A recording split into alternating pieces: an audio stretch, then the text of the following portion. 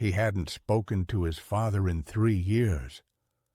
Not because of one explosion, not because of something that could be named and fixed, just a slow accumulation of disappointments that never found words, calls that went unanswered, advice that felt like criticism, silences that lasted too long. At some point, trying felt heavier than stopping. His father wasn't a cruel man. He never raised his hand. He never shouted. But he had a way of making people feel slightly wrong without meaning to. He corrected stories, minimized problems, offered solutions when comfort was needed. Love for him was practical, but his son needed something softer. They never learned how to ask each other for what they needed without feeling weak. Living together became exhausting. Every conversation felt like it needed armor. His son started staying out longer, coming home later, not because he hated being there, but because he felt smaller when he was. The final argument wasn't loud. It was about money, about space, about expectations that had never been agreed on. His father said something familiar, something meant to help, something like, "You'll understand when you're older." And his son heard something else. He heard dismissal. He heard a future where he would never be understood.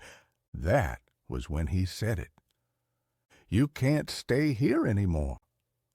The words surprised them both. There was no shouting, just a long pause that neither knew how to cross. His father nodded once, slowly, as if this outcome had been waiting for its moment. He packed a small bag, didn't ask where he would go, didn't ask if this was permanent. That silence became the answer. For a while, the distance felt necessary. The apartment felt lighter. Whenever guilt appeared, it was rationalized away. He chose not to change. He never really listened. We both needed this. Time has a way of polishing decisions until they feel reasonable. Years passed. They learned how not to think about each other until one afternoon, in a part of the city he rarely walked through, something stopped him, not consciously. His body slowed first.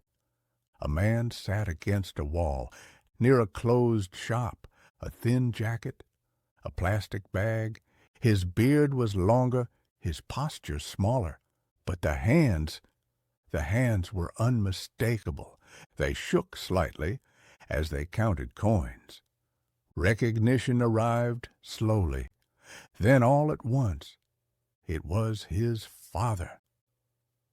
He stood there, hidden in plain sight, watching the man who had once fixed his bike, balanced checkbooks, and packed lunches, count spare change on the sidewalk.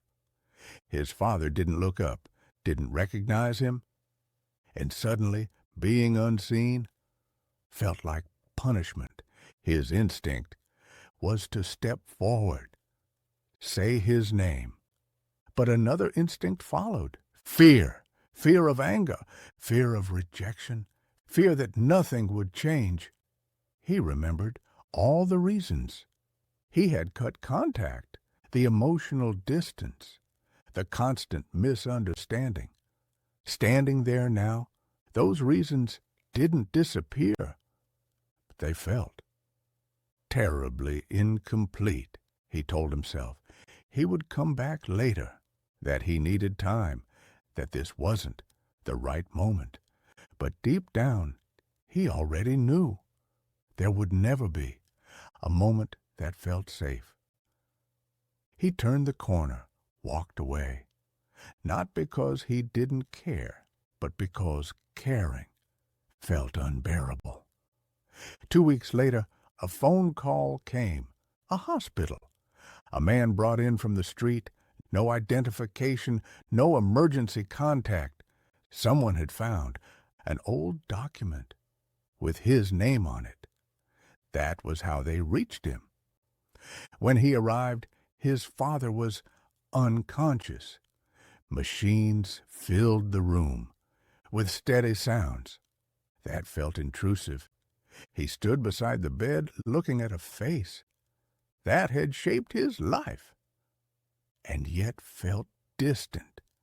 He wanted to speak, to explain, to say he had been tired too. But apologies need someone awake to receive them. His father never opened his eyes. The funeral was small, a few strangers, no stories.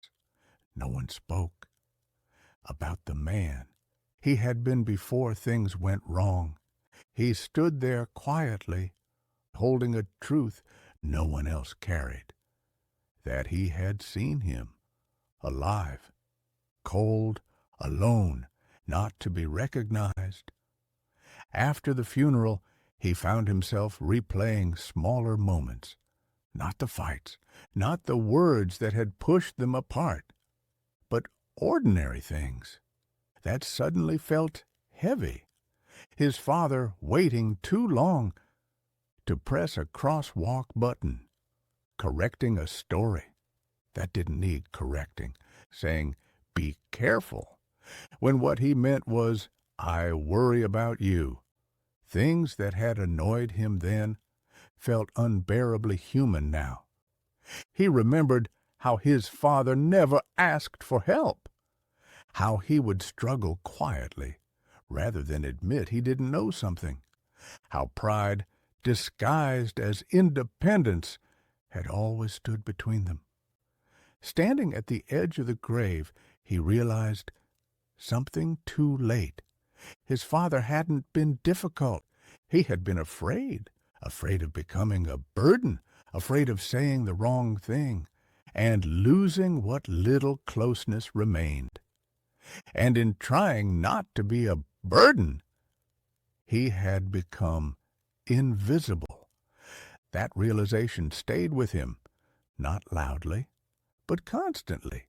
It changed the way he listened to people, changed the way he heard pauses, the way he noticed when someone explained too much or asked for nothing, because now he understood.